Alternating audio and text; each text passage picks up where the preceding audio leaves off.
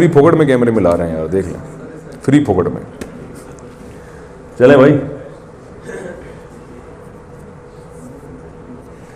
محنت کرنے کے لیے نا ایک چیز بہت ضروری ہے. یعنی یہ بڑا لوگوں کو اشکال ہوتا ہے جو طلبہ ہے نا کہ یار محنت نہیں ہوتی پڑھائی میں. یہ ہوتا ہے نا اکثر، محنت یہ بہت اچھی باتیں ہیں، تو ساری وہی باتیں کامن جو سب علماء کرتے ہیں، ہم نے بھی وہی باتیں کی ہیں، کوئی نئی بات نہیں. لیکن یار محنت نہیں ہوتی. محنت کے لیے ایک اصول ذہن میں رکھیں کہ سارا دن محنت نہیں کرنی. پہلے تو یہ بہت اللہ نے ان کو علم بھی دیا، ترقی بھی دی، اور فیوچر میں انشاءاللہ امید ہے حضرت مفتی تقی عثمانی صاحب کے لیول کے بنیں گے وہ. تو میں ان سے پوچھتا ہوں یار آپ نے اتنا کیسے پڑھ لیا، اتنی کتابیں چاٹ گئے آپ. اور یہ انہوں نے کہا میرا معمول ہے پڑھائی کا صبح سے لے کے دوپہر 1 بجے تک بس. سمجھ رہے ہو؟ اس کے بعد آرام، اور پھر کچھ عصر تک کوئی ایسی ایکٹیویٹی، تھوڑا بہت انگلش سیکھ رہے ہیں وہ عصر تک. اس کے بعد عصر کے بعد بالکل فارغ. پھر اگر کچھ کرنا بھی ہے نا تو بوجھ نہیں ہوگا، اپنی مرضی سے کوئی کتاب کا دل چاہ مطالعہ کر لیا، نہیں تو نہیں.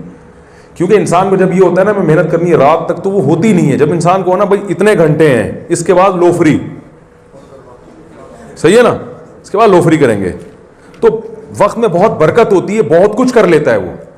ہمارے جب محنت کی ترغیب دی جاتی ہے نا، 24 گھنٹے کا شیڈول بنا کے دیا جاتا ہے جو دیکھنے میں بڑا اچھا ہوتا ہے، وہ اس میں بہت کم لوگ کامیاب ہوتے ہیں. ہمارے جیسے، ہم جیسے سب ایک ہی جیسے ہیں نا، وہ نہیں چل پاتے. وہ 4 دن کے بعد بولیں گے چھوڑو یار اچھی بڑی زندگی گزر رہی تھی ہنسی خوشی. ٹھیک ہے، تو ایک ٹائم ہونا چاہیے یہاں سے یہاں تک بس، اس کے بعد نہیں. اور وہ صبح کا وقت ہو. صبح کے وقت میں تھوڑے وقت میں بہت زیادہ کام ہوتا ہے. پھر پڑھنے کا طریقہ کیا ہوگا یہ میں بتاتا ہوں. جی بھائی، اچھا میں یہ بات کر لوں پھر تاکہ میرا ٹاپک مکمل ہو جائے نا.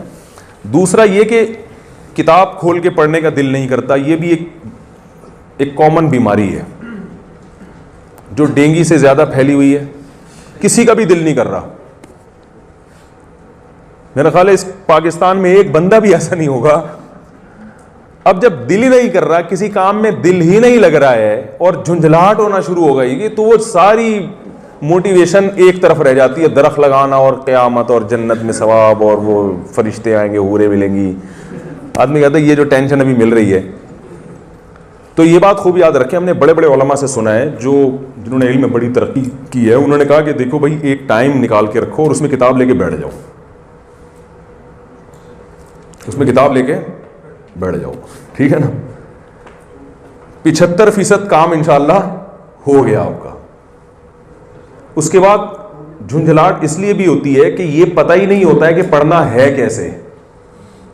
تو علماء نے ایک بات کہی ہے، اور یہ اصول دینی مدرسوں کے لیے بھی ہے کیونکہ پڑھنے کا طریقہ تو سب کا ایک ہی جیسا ہے نا، اور یہ یونیورسٹی کے طلبہ کے لیے بھی ہے. وہ طریقہ یہ ہے کہ جو لیکچر کل آپ نے ٹیچر سے سننا ہے اس کو ایک دفعہ آپ پہلے اپنے طور پر پڑھ لیں. پڑھنے کتنا پڑھ لیں؟ اتنا پڑھ لیں کہ آپ کو پتہ چل جائے کہ کون سی ایسی چیز ہے جو مجھے ٹیچر کے بغیر خود ہی سمجھ میں آ رہی ہے، اور کون سی ایسی چیز ہے جس میں مجھے ٹیچر کی ضرورت ہے. پہلے دن اب کتاب کھولیں گے تو 99.9% ایسی چیزیں ہوں گی جو آپ کو سمجھ میں نہیں آ رہی ہوں گی. صرف 0.1% ایسی چیز ہوگی جو آپ کو خود سے سمجھ میں آ رہی ہوگی. پہلا دن سمجھ میں آ گیا. اس کے بعد ناغہ نہیں کرنا ہے، لیکچر کو غور سے سننا ہے. تیسرا کام یہ کرنا ہے کہ اس لیکچر کا ایک دفعہ تکرار، جسے ہم اردو میں کہتے ہیں نا، ریوائز کرنا ہے.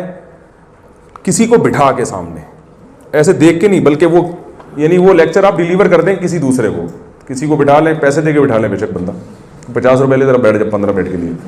تو وہ آپ نے اس کو، وہ اپنے جو لیکچرار ہے نا اسی کے اسٹائل میں وہ پورا لیکچر اس کو سنا دینا ہے. بس یہ آج کا کام، ایک دن کا کام آپ کا ختم. پھر اگلے دن کے لیکچر کی تیاری. اس سے کیا ہوگی؟ آپ کی صلاحیت کتاب سمجھنے کی بڑھتی چلی جائے گی. اور سال کے آخر میں آپ دیکھیں گے جب آپ مطالعہ کر رہے ہوں گے تو 99.9 آپ کو سمجھ میں آ رہا ہوگا. 1% ہے جس میں آپ کو ٹیچر کی نہیں آ رہی سمجھ میں بات. اور مزہ آنا شروع ہو جائے گا جب کسی کوئی کام سمجھ میں آتا ہے نا، تو پھر دلچسپی پیدا ہونا شروع ہوتی. ہوتا یہ کہ شروع میں ہی وہ لیکچرار نے پڑھنا شروع کیا، وہ جب جس ٹاپک کو آپ نے پہلے پڑھا ہی نہ ہو وہ کسی کے پڑھانے سے سمجھ میں نہیں آتا. وہ شروع میں بوریت، پھر سمجھ میں نہیں آ رہا، پھر جھنجھلاہٹ، پھر کیا مصیبت، یہ کیا ہے، یہ کیا لکھا ہوا ہے، کیا ہے. وہ ایسی جھنجھلاہٹ پیدا ہوتی ہے انسان کو, تو پھر کہتا ہے پتہ نہیں کس مصیبت, پھر وہ پھرے تلاش کرتا ہے امتحان میں کامیابی کے لیے, پھر وہ 5 سالہ پیپر 5 ایئرز, اور اس میں کون کون سا سوال آیا تھا, کون کون سا نہیں آیا. تو یہ ویژن کیا تیل لینے. جس آدمی کا مقصد صرف نمبر حاصل کرنا, وہ اس کا کوئی ویژن ہوتا ہے بھائی؟ کوئی ویژن کہاں چلا گیا, تیل لینے گیا. تو اس لیے یہ بہت زبردست طریقہ ہے پڑھنے کا. اس میں کبھی کبھار ناغہ بھی ہو جائے گا تو توبہ استغفار کر لے آدمی, پھر دوبارہ سے اسی ٹریک تو صحیح ہونا چاہیے نا پڑھنے کا. اب آپ بتائیں بھائی کیا سوال.